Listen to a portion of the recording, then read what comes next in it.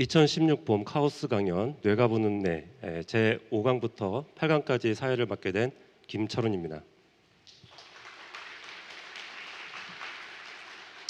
네, 오늘 연자분은 서울대학교 교수로 계시는 강운구 교수님이십니다. 강운구 교수님은 정신과, 신경정신과 의사시고요. 지금 서울대학교에서 근무하고 계시고 또 여러 가지 중독이라든가 다양한 연구 활동을 겸하고 계십니다. 제가 교수님을 무대로 모실 때 큰 박수로 환영해 주시기 바랍니다. 강 교수님 모시겠습니다.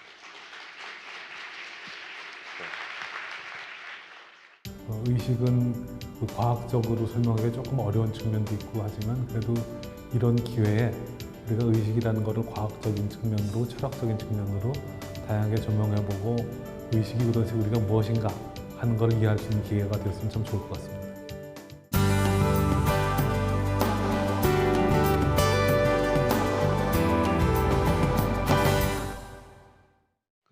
오늘 강의의 제목은 자아의 탄생, 나를 성찰하는 나라는 부제를 갖고 있는데요. 오늘의 주제는 의식에 대한 겁니다. 의식이라는 것에 대해서는 여러 분야에서 굉장히 관심을 많이 갖고 있습니다. 제가 전공하고 있는 의학에서도 의식은 굉장히 큰 주제가 되고 있지만 사실은 철학이라든지 심리학이라든지 아니면 일반적인 용어로서 의식이라는 개념은 많이 사용이 됩니다. 그러나 의식은 그 분야에 따라 적용하는 분야에 따라서 다양한 의미를 갖고 있습니다. 예를 들어서 이제 임상의학에서는 의식이라는 것은 이 사람이 어떤 자극에 대해서 어떤 만큼의 목적적인 한목적적인 의도적인 반응을 할 수 있는가 하는 거에 대한 양적인 개념, 그거가 의식입니다. 그러니까 의식이 많다 적다 그렇게 표현할 수가 있는 거죠. 물론 이거는 뇌가 어떤 반응을 한다는 그런 관점에서 보는 거가 될 것이고 이런 관점에서 출발한 인간의 행동 과학을 비헤이비어리즘, 행동주의라고 그럽니다. 오로지 우리가 관심을 갖고 알 수 있는 거는 자극에 대한 반응뿐이다. 나머지 사람 마음에서 어떤 게 일어나고 하는 거 우리는 모른다 하는 게 이제 이 행동주의적인 관점이고 임상의학적인 관점입니다. 하지만 우리가 더 넓은 의미로 쓰는 일반적인 의미로 쓰는 의식이라는 거는 우리가 다 알고 있다시피 나의 주관적인 체험, 내가 지금 느끼는 바 그런 거가 의식이라고 할 수 있을 겁니다. 이거는 양적으로 늘어났다 줄어들었다 평가할 수 있는 건 아니고 마음의 관점이라고 할 수 있습니다. 그런데 문제가 되는 거는 그러면은 나의 마음, 내가 느끼는 바 이런 거를 과학에서 이런 걸 다뤄줄 수 있겠느냐 하는 거가 문제가 되고 있습니다. 그렇기 때문에 환원주의가 일어나서 일부 심리학이나 이런 데서는 이런 식으로밖에 볼 수 없는 겁니다. 나는 마음은 모른다, 행동만 한다 하는 거죠. 접근 가능한 일부만을 떼어서 본 거라고 말할 수 있을 것입니다. 의식에 대해서 많은 관심을 갖고 있는 철학의 분야를 현상학이라고 할 수 있을 것입니다. 에드문드 푸설이라는 사람이 이 창시를 했다고 그러고 있습니다. 근데 현상학에서는 간단하게 얘기하면은 이 주관성에 대한 나의 주관성이란 거, 나라는 느낌, 그거를 어떻게 해서 학문으로 정립할 수 있을까 하는 그런 연구를 하는 겁니다.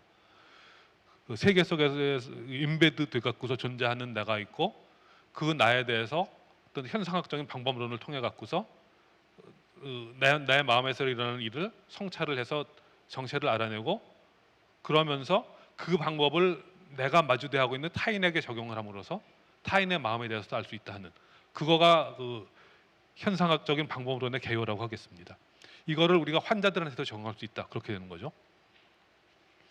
우리가 의식에 대해서 이렇게 얘기를 했으면은 그럼 무의식이란 무엇인가 하는 거에 대해서 생각을 해봐야 됩니다. 무의식이라는 현상도 물론 여러 가지로 볼 수 있습니다만 무의식이라는 거가 존재한다는 것은 분명하다고 볼 수 있습니다. 일단 임상의학에서 양적으로 늘어났다 줄어들었다는 거를 보는 임상의학에서 무의식이라는 것은 의식이 양적으로 감소된 상태, 그러니까 우리 혼수 상태, 코마 그런 상태를 무의식이라고 얘기를 합니다. 이 혼수가 얼만큼 심한가, 무의식이 얼만큼 심한가는 이 글래스고 혼수 척도 같은 이런 의학적인 방법으로 측정을 해서 점수를 매길 수가 있습니다. 반면에 심리학이나 인지과학이나 이런 데서는 무의식이라는 개념을 인지됨, 내가 아는 것, 어웨어한다 그러죠. 아는 것 없이 일어나는 뇌 정보 처리라고 간단하게 얘기할 수 있을 것 같습니다. 이런 게 있느냐 없느냐 있는 건 분명합니다. 근데 오늘 제 강의에서 가장 핵심적인 얘기 중에 하나가 될 거는 바로 이겁니다. 우리가 의식적인 존재고 의식에 의해서 우리가 많은 행동을 하고 그런 것 같지만 사실은 뇌과학적으로 밝혀진 거는 우리 뇌가 동작하고 정보를 처리하는 디폴트 모드는 무의식이라 하는 겁니다. 그러니까 이 의식이 도대체 뭐 하는 거야 하는 얘기가 나중에 나오게 되죠. 무의식에 대해 하면은 우리가 떠오르는 사람이 바로 지그문트 프로이트입니다. 프로이트가 그 정신분석을 만든 사람이죠. 근데 정신분석은 요새는 무슨 뭐 인문학적인 개념하고 혼합이 되고 뭐 그래 갖고서 그 자연과학이 아닌 쪽으로 생각을 하는 경우가 많이 있는데 사실은 프로이트의 출발점은 좀 자연과학이었다고 할 수 있습니다. 프로이트는 의사 출신입니다. 정신과에서 출신이죠. 그런데 프로이트가 왜 정신분석을 왜 창시했느냐? 그 배경에는 이런 점이 있습니다.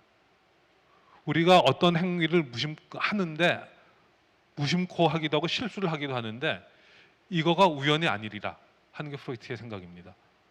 무심코 하는 그런 일을 실수라고 하더라도 이거는 반드시 어떤 인과율을 따르는 것이다. 심리적인 결정론, 사이킥 디터미니즘입니다. 그런데 현실적으로 너 왜 이런 일을 했어? 너 왜 이런 실수를 했어? 물어보면 자기는 몰라. 나는 이렇게 의도한 바가 없어. 그렇게 얘기를 하거든요. 왜 그러느냐? 그거는 이 행위의 원인이 되는 심리적인 상태를 그 행위를 하는 당사자 스스로가 잘 모른다 하는 얘기예요. 그러니까 이거가 프로이트가 얘기한 무의식이라는 개념입니다. 그리고 정신분석을 통해서 우리가 무의식의 정체를 확인을 하게 되고 그렇게 되면 그거를 통해서 이런 거를 없앨 수 있다.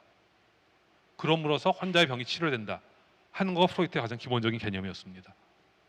검증 가능한 그런 증거는 바로 최면 현상에서 볼 수 있는 그런 겁니다. 최면 후 피암시성이 늘어난다 이런 얘기를 합니다. 그러니까 최면이라는 것은 우리의 의식 상태가 좀 바뀐 겁니다. 그래서 나라는 의식은 그대로 있는데 내가 의식하고 있는 대상 세계가 통상적인 대상 세계가 아니라 평소에는 내가 인지하지 못했던 대상 세계를 인지하게 되는 그 상태가 이제 최면 상태거든요.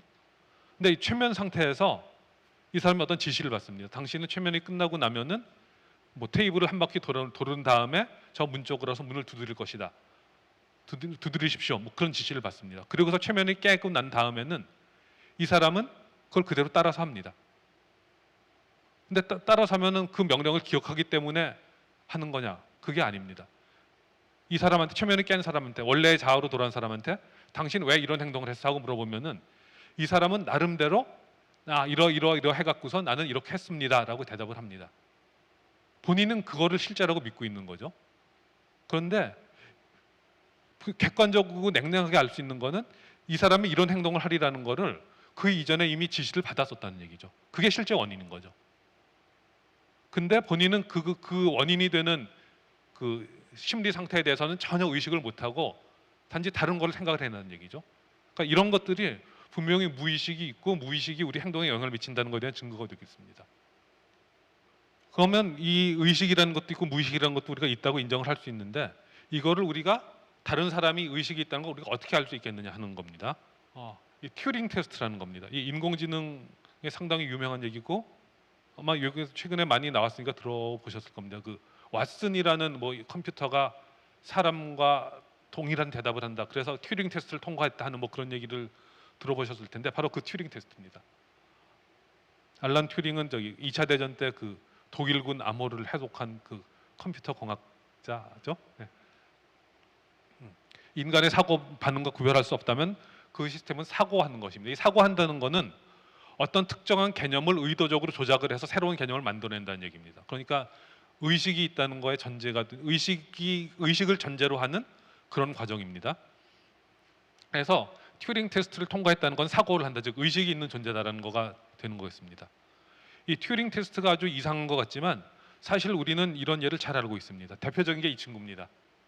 이 스타워즈에 나오는 그 3PO라는 애인데 얘는 로봇 기계입니다. 근데 얘가 그 사람하고 스카이워크하고 얘기하고 하는 걸 보면은 이거죠. 인간의 반응과 전혀 구별할 수 없습니다. 그러니까 스타워즈를 보는 모든 관객들은 3PO를 사람하고 똑같다고 생각을 합니다. 따라서 의식이 있는 존재로 생각합니다. 그러니까 튜링 테스트를 완벽하게 통과한 애죠. 물론 우리 사람한테는 자기가 마주하는 대상이 의식을 갖고 있다고 의인화하려는 그런 경향이 있는 것 같습니다. 그러니까 이제 이런 것도 가능하고, 이 의인화를 할 수 있다는 것은 뭔가 하면은 다른, 내가 마주하는 다른 세상도 나와 비슷한 마음을 갖고 있을 거다라는 걸 생각할 수 있는 전제가 되는 거죠. 그게 현상학에서 얘기하는 소위 상호 주관성이라는 거고, 내가 다른 사람 마음을 이해할 수 있는 기저가 되는 겁니다. 그런데 이거에 대해서 정말 그럴까라고 얘기를 한 사람이 바로 존 썰이라는 철학자입니다. 이 사람은 그 차이니즈 룸, 중국 논의라는 거를 얘기를 했는데, 그러니까 의식이 없이도, 생각을 하지 않아도 그 튜링 테스트를 통과할 수 있다 하는 얘기입니다. 그러니까 왜 차이니즈 룸인가 하면은 이 시스템이, 이 기계가 한자를 이해하는가를 보는 그런 테스트입니다. 전통적인 튜링 테스트라면은 한자를 집어넣어줬을 때 그거에 대한 의미가 답으로 나오면은 아, 이건 튜링 테스트를 통과했다, 그렇게 할 수 있는 건데, 근데 썰이 얘기하는 거는 저기 한자와 그 의미에 대한 무슨 표가, 기다란 표가 있으면은 그 표만 참조를 하면은 아무런 이해와 생각이 없이도 답을 낼 수 있다. 따라서 사람과 비슷한 반응을 한다고 이거를 의식이 있는 거라고 우리가 간주할 수 없다 하는 게 썰의 얘기입니다. 그렇다면 의식이 있다는 걸 어떻게 우리가 평가를 할 것인가? 고차원적인 의식, 그거를 할 수 있다고 주장하는 거가 바로 현상학입니다. 아까 얘기한 그 상호 주관성, 내가 의식을 갖고 있는 나라는 존재를 성찰을 해보고 그거에 해당하는 거를 상대방에서 찾을 수 있으면 쟤도 의식을 가진 존재다라고 볼 수 있다는 얘기죠. 자, 다음 주제는 의식이 그럼 어떤 속성을 갖는가 하는 몇 가지입니다. 의식이 뭔지는 모르지만 우리가 속성은 얘기할 수 있습니다. 의식에 대해서 가장 중요한, 가장 기본적인 얘기는 퀄리아, 감각질이라고 하는데, 감각질 얘기입니다. 이거는 그 현재 내가 느끼는 체험의 전체, 이거 상당히 이렇게 하면 복잡한 것 같은데, 지금 내가 바로 보고 있는 요 체험을 하고 있는 요 현실 전체, 요거에 대한 나의 느낌, 이거가 그 감각질입니다. 의식의 다음의 특징으로 생각할 수 있는 거는 이 지향성이라는 겁니다. 인텐셔널리티라고 영어로는 얘기를 하는데, 우리가 인텐션 하면은 내가 어떤 행위를 하려는 의도적인, 행위를 하겠다는 의도에 대한 얘기입니다. 행위와 관계도 있습니다. 근데 의식에서 얘기하는 인텐셔널리티라는 거는 지각과 사고에도 적용이 됩니다. 그러니까 내가 어떤 지각을 인텐드하고 있다는 얘기는 내가 이거를 직접 현재 이거를 느껴서 알고 있다 하는 그런 얘기가 되는 겁니다. 이 얘기는 뭔가 하면은 의식은 그것이 어떤 걸 지각하는 거든, 어떤 기억을 떠올리는 거든, 어떤 내가 행동을 계획하든 그런 거든지 간에 항상 어떤 내용, 대상을, 어떤 내용 내지 대상을 갖고 있다는 얘기입니다. 그거를 그러니까 이제 지향성이라고 그러는 거고, 그렇기 때문에 이걸 영어로는 aboutness라는 그런 명사를 만들어 쓰기도 합니다. 상당히 직관적이죠, aboutness. 의식은 항상 무엇에 about something이다. 그렇죠? 그 aboutness가 굉장히 중요한 겁니다. 근데 aboutness의 대상이 되는 거는 뭐 여러 가지 종류가 있을 수 있겠죠. 크게 보면은 외부 환경입니다. 외부 환경에 대한 awareness, 외부 환경의 어벙에 대한 지향성이 있기도 하고, 나 자신에 대한 것, 나 자신도 지향성의 대상이 되는데, 나는 상당 부분은 환경 속에서 존재하는 대상으로서의 나에 대한 인식을 하게 됩니다. 반면 의식하는 주체로서의 나 자신, 그런 것도 역시 의식의 대상이 될 수 있다고 봅니다. 의식의 특징으로 또 한 가지 우리가 생각할 수 있는 거는 의식이, 이건 의식뿐만이 아니고 그 인간의 정신 기능이 모듈 구조를 갖고 있다는 겁니다. 새가 짹짹거리는 걸 봤을 때 그 시각적인 기능, 청각적인 기능, 그런 각각 기능들 각각 독립적으로 작동을 하는 거죠. 사실은 그런 다양한 기능들이 참여를 합니다. 그리고 의식의 복잡성은 다양하다고 얘기하는데, 뇌 기능이 진화에 따라 정의 복잡성이 차이가 있다. 그러니까 포유동물 수준보다도 더 낮은 수준에서라도 청각 모듈과 시각 모듈은 있기 때문에 우리가 어떤 청각적인 자극, 시각적인 자극을 우리가 그 프로세스 할 수 있고, 그거를 의식에 떠올릴 수가 있습니다. 그래서 이제 의식에 표상되는 나는, 나의 체험, 퀄리아는 완전히 하나입니다. 조각조각 쪼개진 게 아니고 한 덩어리로 전일성이 있는 겁니다. 그런데 그럼 이 조각조각 전달되는 정보들을 하나로 묶는 거가 무엇이 그런 역할을 하느냐? 그거는 바로 무의식이라는 겁니다. 의식의 통합적이고 멋있고 나로서의 아주 거창한 의식을 갖고 있는데 결국 이거를 만들어주는 거는 다양한 무의식적인 그 부분적인 정보 처리와 그 정보들을 하나로 묶어내는 그런 무의식적인 기능들이 모여 갖고서 결국은 의식적인 나라는 걸 만들어낸다는 얘기입니다. 지각의 지향성이 조금 더 한 단계로 넘어간다면 더 한 단계 높은 단계로 지각이 갖고 있는 게슈탈트 특징이라는 게 있습니다. 지각되는 대상을 어떤 의미 있는 것으로 파악하는 성질. 이게 얘기를 근데 이런 겁니다. 이거 아주 잘 아는 눈의 착각에 대한 그림이죠. 이게 뭔가 하면 왜 이게 게슈탈트 원리를 보여주는가 하면은 이거는 여기에는 하얀색 세모라는 거는 존재하지가 않습니다. 이 그림에는 그죠? 근데 요거 세 여섯 개의 별적의 대상이 있는데 우리 뇌는 이거를 이런 6가지 대상이 흩어져 있는 걸로 보지 않고 여기에 하얀 세모가 있는 걸로 보게 된다는 얘기입니다. 물론 이것도 무의식이 이렇게 의식한테 이렇게 너 이렇게 봐야 돼 하고 그 찔러 준다는 얘기죠. 착신상 망막에 맺힌 상에 의미를 부여하는 과정에서 생기는 지각의식입니다. 근데 중요한 거는 무의식의 작업이고 무의식이 의식에 강요를 하는 거기 때문에 이게 착시라는 걸 의식을 한다고 하더라도 느껴지는 것은 착각된 그대로 느껴집니다. 자, 여기 삼각형은 없어라고 우리가 아무리 생각을 하더라도 삼각형이 안 보이는 게 아니죠. 이게 의식 이렇게 된다면은 의식이 도대체 무슨 역할을 하는가 하는 거를 질문을 갖게 됩니다. 그죠? 그러니까 의식은 무의식이 다 가르쳐 준 것만 알 수 있고 내가 어떤 행위를 하는데 그거가 내가 의식을 한다고 하더라도 그거가 직접적인 원인이 아니야 한다면은 의식이 도대체 뭐 하는 거냐 하는 겁니다. 더 나가서 의식되지 않는 자극도 반응을 일으킵니다. 전혀 의식이 늦게 되는 게 아니고 의식이 안 되는 자극조차도 반응을 일으킵니다. 그리고 우리가 의식 내지 어떤 의도를 전혀 하지 않아도 복잡한 행동을 할 수 있다는 얘기입니다. 우리의 행위가 또 여러 가지 종류가 있는데 행위에 있어서도 반사 행위, 반사라는 건 의식에 개입할 여지가 없습니다. 눈을 탁 찌르려고 하면 눈을 딱 감죠.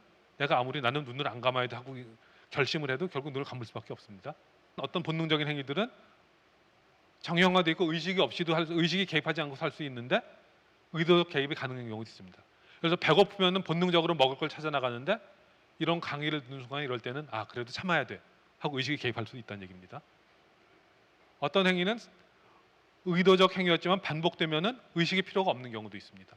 자동차 운전 같은 거 대표적이죠. 처음에는 열심히 의식해야지 운전하지만 나중에는 자동방으로 운전이 됩니다. 그래서 운전하면서 무슨 먹기도 하고 화장도 고치고 그럽니다. 그러다가 잠깐 하고 나면은 뭐 누가 앞에 탁 튀어나왔다든지 그렇게 되고 나면은 이제 브레이크를 밟고 그 다음부터는 어이구 정신 차려야지 그래서 의도적인 모드로 바뀝니다. 물론 어떤 행위는 항상 의식을 동반해야지만 할 수 있다고 생각되는 행위도 있습니다. 근데 중요한 거는 이런 거 없이도 우리가 살 수 있다는 얘기예요. 의식되지 않아도 자극이 행동을 유발할 수 있고 의식되지 않아도 어떤 생존 본능을 충족시키는 행위를 할 수 있다는 얘기입니다. 그래서 의식의 기능이 뭔지는 잘 모르겠어요. 그래서 이제 이 문제를 해석하기 위해서 그럼 도대체 의식이 왜 생겼느냐 하는 걸 따져보기로 하는 거예요. 의식에 떠오르기 전에 정보가 충분히 처리가 되고 의식이 생존 적합적 행위를 위해서 필수적인 것은 아니다 하는 얘기입니다. 그리고 의식이 한 가지가 아니고 단순한 것부터 복잡한 것 굉장히 다양한 종류다. 이런 거에서 추론해 본다면은 우리 인간 생명체의 뇌에서 의식이라는 거는 필수 사항이 아닌 아마 옵션의 일종일 것이다 하는 얘기입니다. 의식은 뇌하고 밀접한 관계가 있는데 뇌가 생긴 거는 그 정보 전달을 중앙 집중화하기 위해서 한 거라고 생각할 수 있습니다. 통합적인 대처를 통해 효율성을 제고합니다. 그러니까 나를 잡아먹으려고 누가 사자가 왔는데 그때 사자에 대한 청각, 시각, 후각, 뭐 사자가 옆 사람을 잡아먹었던 기억, 내가 도망가는 능력 이런 것들이 다 따로 논 다음에 잡혀먹을 거예요. 그런데 이 정보가 통합돼 갖고서 반응을 일으키기 때문에 우리가 살아나갈 수 있는 겁니다. 그러니까 개체가 커지면서 다세포 동물이 되면서 정보를 하나로 모아서 통합적인 반응을 한다는 건 생존을 위해서 굉장히 중요한 일이 됩니다. 의식이 단일성을 갖는 것도 아마 이런 것과 관계될 수 있을 겁니다. 그렇다면은 그럼 의식이라는 거 도대체 신경계 활성의 부수 현상에 불과한가 하는 얘기를 할 수 있는데, 근데 제가 찾은 것 중에 하나는 이겁니다. 보이는 것 자체가 그러니까 저녁 노을을 보고 아름답다 하는 거. 이거 뭐 생존 적합적인 것도 아니고 아무 기능도 없는데 단지 콜리아에서 느끼고 이거 아름답다 하고 느끼는 거. 이거 자체가 목적인지도 모르겠어요.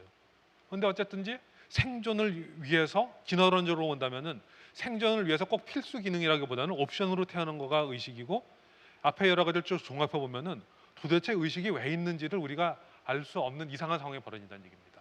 그래서 의식과 신경계 활성화에 대해서는 부산물이다, 아니면은 아이소몰피즘, 같은 현상을 다른 측면에서 본 것이다. 이때 예를 드는 거가 이제 그 빛은 입자이기도 하고 파동이기도 하고 전혀 다른 성질이지만, 그리고 이 두 가지 성질이 어떻게 융합되는지는 알 수 없지만 두 가지 성질을 갖는다는 건 분명하다. 뭐 그런 얘기죠. 물론 어떤 경우에는 목적론적인 해석을 해서 뭔가 기능이 있을 것이다 라고 주장하는 사람들도 있습니다.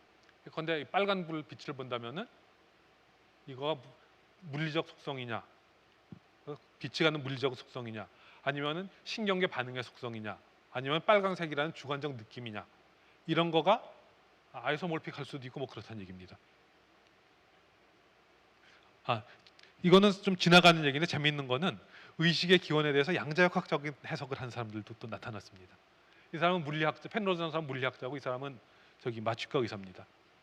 정보가 담겨 있지만 내용이 결정되어 있지 않은 그런 불확실한 상태가 어느 순간에 양자적 환원을 통해서 뭔가 딱 결정적인 내용을 갖게 되는데 이 순간에 의식이 창발된다 하는 그런 주장을 하는 사람들이 있습니다. 이게 얼마큼 그럴듯한 얘기인지는 저는 잘 모르겠는데 수학적인 뭐 계산 같은 걸 한다면 그럴듯해 보이는 경우도 있습니다.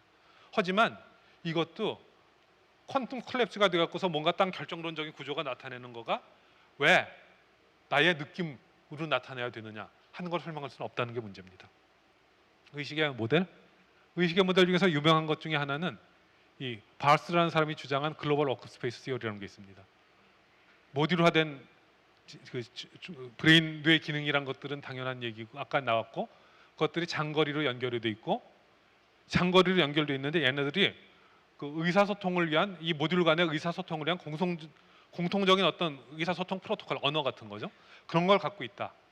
이거가 의식의 정체다. 뭐 이렇게 얘기를 하는 그런 이론이, 그런 비유입니다. 연극 무대에 비유를 해서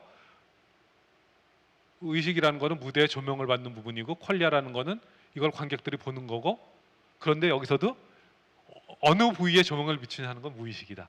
의식이 어떤 거가 떠오르게 하느냐는 건 무의식이다 하는 얘기는 결국 여기서 나오는 얘기죠. 이런 가설에서 본다면은 의식이라는 거는 우리 뇌에서 실시간으로 일어나는 어떤 과정을 얘기하는 거지, 그렇죠? 정보의 흐름, 연극 공연을 얘기하는 거지 어떤 고정된 기능을 얘기하는 건 아니지 않을까, 뭐 그렇게 생각해 볼 수도 있을 겁니다. 이거를 조금 더 제가 쉽게 얘기를 해서 이렇게 해봤습니다. 단체 카톡방의 비유. 특정한 주제가 시간에 따라 흘러가면서 진행이 됩니다. 이게 의식의 흐름입니다. 그러니까 이 의식의 지향성이 추구하는 대상이 흘러가는 거죠. 멤버들은 자주 바뀔 수 있습니다. 의식에 참여하는 모듈들은 바뀝니다. 지금 배가 부를 때는 배고픔 느낌 모듈은 의식에 참여를 안 합니다. 뭐 그런 거죠. 그리고 서로 이해 가능한 도구를 사용해 참여자 간의 정보를 공유합니다. 의식에 참여하는 모듈 사이에 정보가 공유된다 그러죠. 정보가 공유되니까 그 통합적인 기능이 발휘가 되는 거죠. 그런데 무의식도 정보를 수송한다 그러지 않았습니까? 카톡에 의해서 정보가 일부 단체방으로 교신이 되지만 사실은 더 많은 정보는 카톡을 거치지 않고서 통용가 됩니다. 카톡을 거치지 않고 통용되는 정보는 의식이 알 수가 없지만 막대한 우리한테 영향을 미치는 거죠. 그리고 단체방을 개설하는 누군가는 항상 참여한다. 이 사람이 바로 나의 의식을 외부와 교류할 수 있게 해주는 인터프리터, 미니멀 인터프리터입니다. 가짜니가라는 그 뉴로사이언티스트 하는 사람이 생각해낸 개념인데, 인터프리터라는 게 있습니다. 우리 뇌에 해설자죠. 이거를 통해야지만 우리가 우리의 의식 상태를 외부와 교류할 수 있다고 생각을 하는 겁니다. 이 인터프리터의 존재에 대해서 재미있는 실험이 이 분리뇌라는 실험을 한 사람이 있습니다. 뇌를 좌우로 딱 자릅니다. 그래서 하여튼 실험 자체는 상당히 트리키한데, 저간 그 우뇌가 하는 일을 좌뇌가 모르게 됩니다. 자르게 되면은. 그래서 이제 그 우뇌의 작업으로 어떤 일을 시켜놓고서 너 왜 이런 일을 했어 하고 물어봅니다. 아까 그 저기 최면하고 비슷한 얘기죠. 너 왜 있어 하고 물어봅니다. 너 왜 있어 하고 물어보는 거에 대답하는 인터프리터는 좌뇌에 있습니다. 그런데 행동은 우뇌가 했기 때문에 자기는 책임이 없거든요. 그의 행동을 일으킨 게 아닌데 완전히 회로가 끊어져 있으니까. 근데 좌뇌의 인터프리터는 아직도 이 통합성을 유지하고 있다고 생각을 하기 때문에 이 운해가 한 일에 대해서 그럴듯하게 이유를 만들어냅니다. 그러니까 이 인터프리터를 통해서 우리가 우리 뇌의 통합적인 우리의 의식이 외부와 교류를 한다 하는 그런 얘기가 되겠습니다. 그러니까 외부와 교류를 하는 그 프로토콜이라는 측면에서 의식과 언어와의 관계가 또 얘기되기도 합니다. 의식은 개체의 뇌 내에서 정보 교환을 담당하는 그런 정보 교환 프로토콜이라면은 언어는 개체 간의 정보를 교환하는 그런 겁니다. 그리고 물론 상대방이 의식이 있는지는 상대방과의 언어를 통한 교류를 통해서 알려지는, 그러니까 메타 의식이 되는 거죠. 언어가 그럴 수가 있는 거죠. 언어와 의식을 비교하면 재미있습니다. 언어는 집단 생활의 진화에서, 그러니까 문명의 진화에서 발견된 산물이고, 언어를 규제하는 어떤 규칙이라는 거 분명히 있는데, 이거는 언어는 규칙을 따라서 만들어진 게 아니라 언어라는 건 자연적으로 창발이 돼 있고, 그거를 나중에 학자들이 연구를 해갖고서 사후에 어떤 해석을 갖다 붙여서 언어라는 건 이런 규칙을 따른다라고 얘기를 했단 말입니다. 그죠? 의식도 마찬가지입니다. 의식은 그 개체의 진화 과정에서 창발된 산물이고 어떤 규칙을 갖는데, 이 규칙에 의해서 의식이 만들어진 거가 아니라 의식은 그냥 그렇게 만들어서 동작하고 있는데, 우리 과학을 한다는 사람들이 여기서 어떤 사후 기능을 찾아내고자 노력을 해갖고서 의식이 이거다 저거다 다르게 되는, 그렇게 된다는 얘기죠.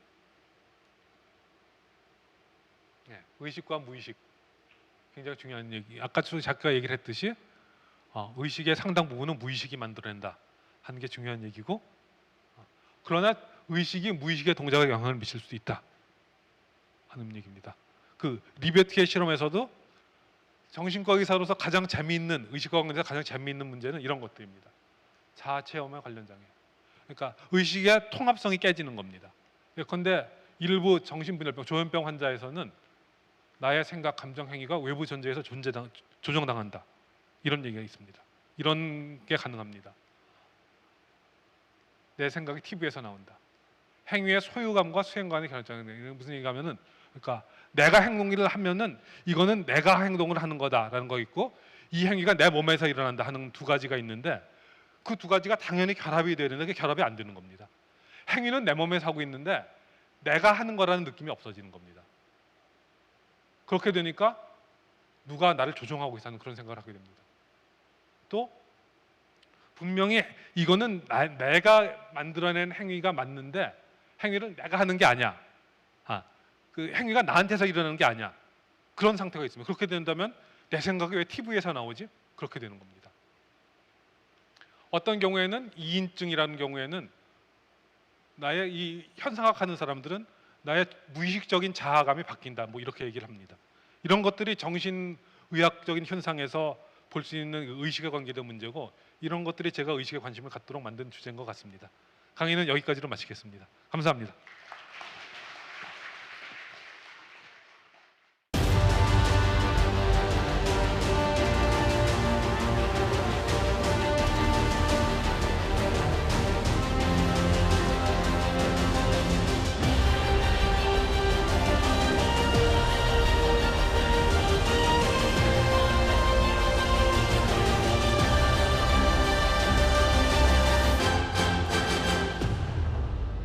교수님께서 의식과 무의식에 대해서 많이 설명을 해주셔서요. 일단은 좀 용어 정리를 한번 좀 해야 될 것 같아요. 그래서 제가 김 교수님께 저희가 자아는 무엇이고 이것이 의식하고 무의식하고 어떻게 연관되어 있는지에 대해서 한번 좀 먼저 여쭤보려고 합니다. 네, 교수님. 예, 그 철학 내에서도 사실 그 심리 철학 하는 사람들 중에서 의식 또는 자아 이런 문제가 가장 어려운 문제로 이야기되고 있습니다. 그래서 일단 이런 문제들을 이야기할 때 그 개념적으로 언어적인 혼란 같은 것들을 좀 피해야 할 필요들이 있는 것 같아서 그 부분 관련돼서 좀 간단히 좀 말씀을 드리면요. 일단 의식을 얘기할 때 어떤 것이 의식 상태에 떠올라 있다라고 얘기할 때 우리 강 교수님께서 지금 얘기해 주신 것은 내가 이렇게 인지될 수 있는 상태, 저변에 있을 때 그걸 무의식 상태라고 얘기하고, 이렇게 의식에 떠올라 있는 상태로 얘기할 때 의식 상태라고 이야기하지 않습니까? 내가 이렇게 파지할 수 있는, 이해할 수 있는 상태로 떠오르는 거, 그런 개념으로 의식 개념이 쓰이기도 하고요. 또 의식 개념이라고 하는 것이 때로는 내가 무엇을 의식한다라고 하는 인지 행위를 자체를 가리킬 때 또 의식이라고 하는 개념이 쓰이기도 합니다. 근데 오늘 강 교수님께서 말씀하신 거는 전자, 그러니까 뭔가를 의식한다라고 하는 인지 행위에 대응되는 의미에서의 의식 개념이라기보다는, 그러니까 내가 이렇게 되돌아보는 나의 마음에 의해서 파지될 수 있는 상태로 들어오느냐 아니냐, 거기에서 이제 의식 개념을 말씀해 주신 거고요.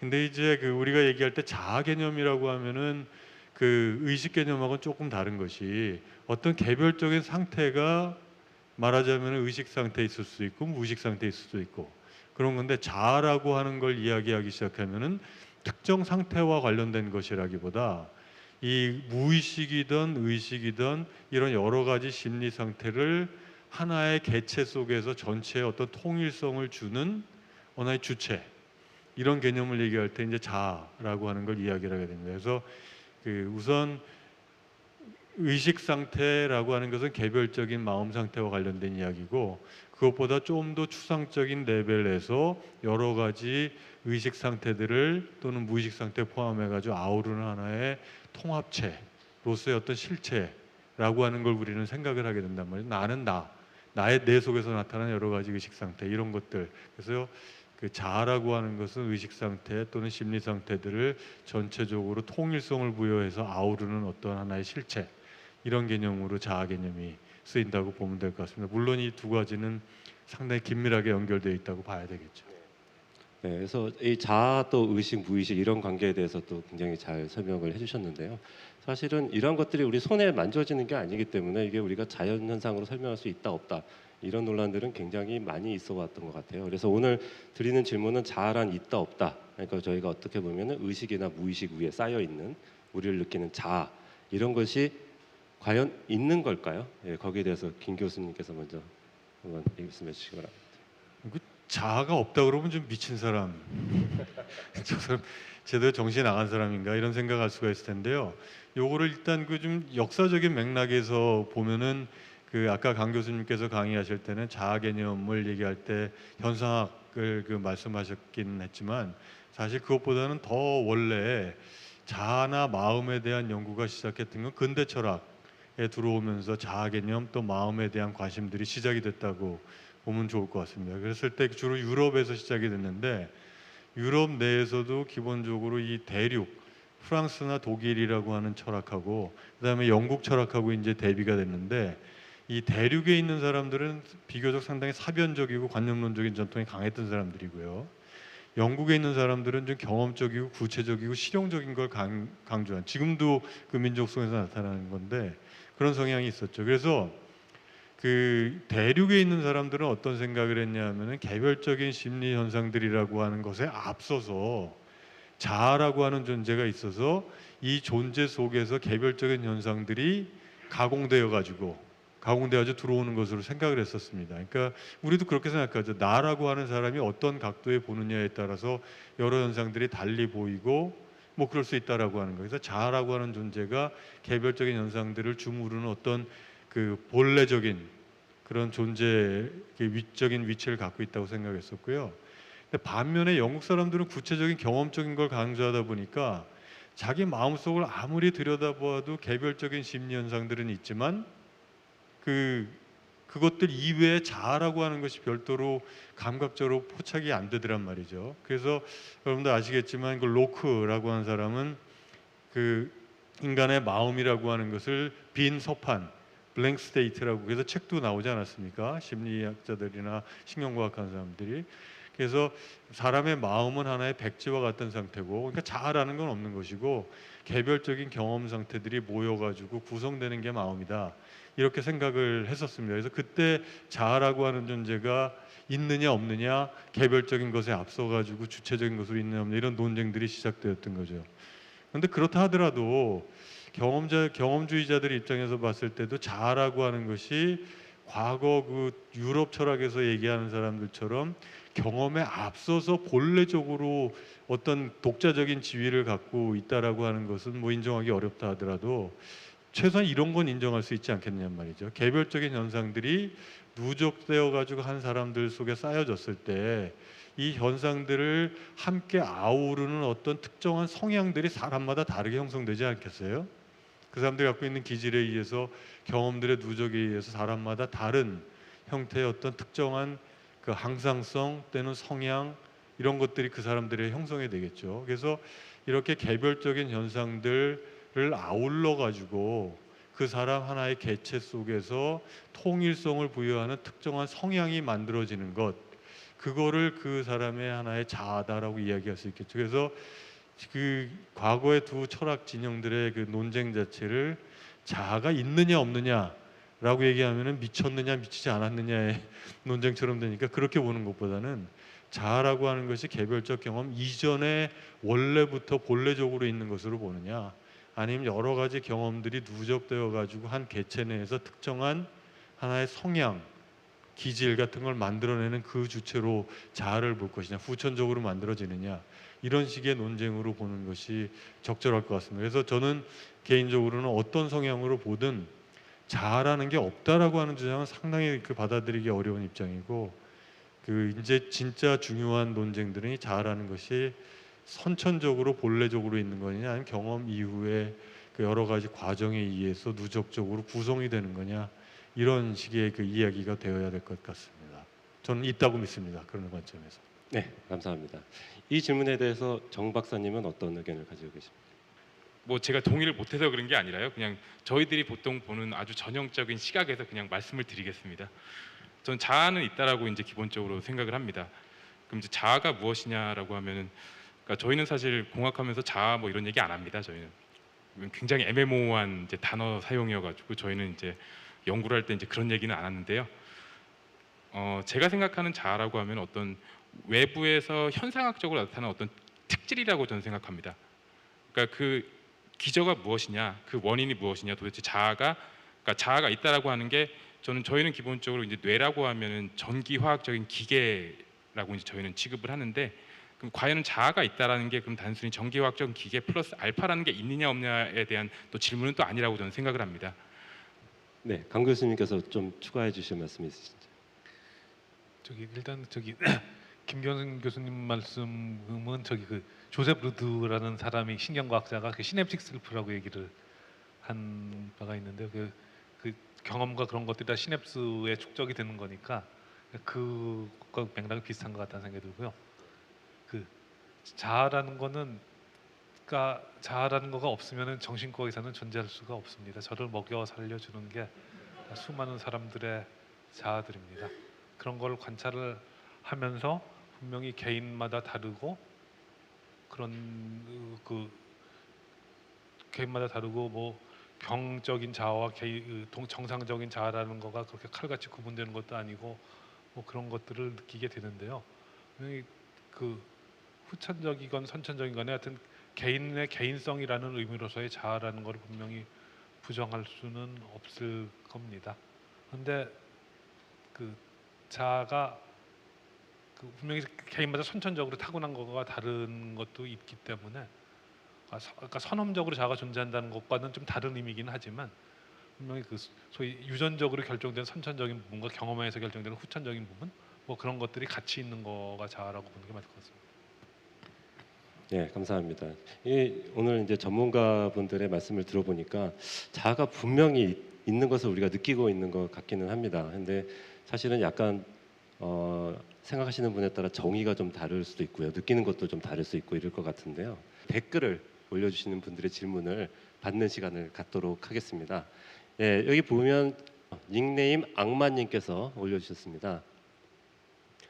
사춘기를 자아가 변형되는 것 같이 표현하고는 하는데 실제로도 그런지 궁금합니다. 네. 강 교수님께서 해주셔야 될 것 상당히 같은데요. 많은 네. 변화가 일어나는 것만은 틀림없죠. 그 뇌의 네트워크도 재구성된다고 얘기를 하고, 뭐 그 호르몬 레벨 같은 것도 변화가고 그래갖고서 분명히 큰 변화가 나타난다는 거는 맞습니다만 자아가 변형된다는 거라고 얘기할 수 있을 것 같지는 않다는 생각이 듭니다.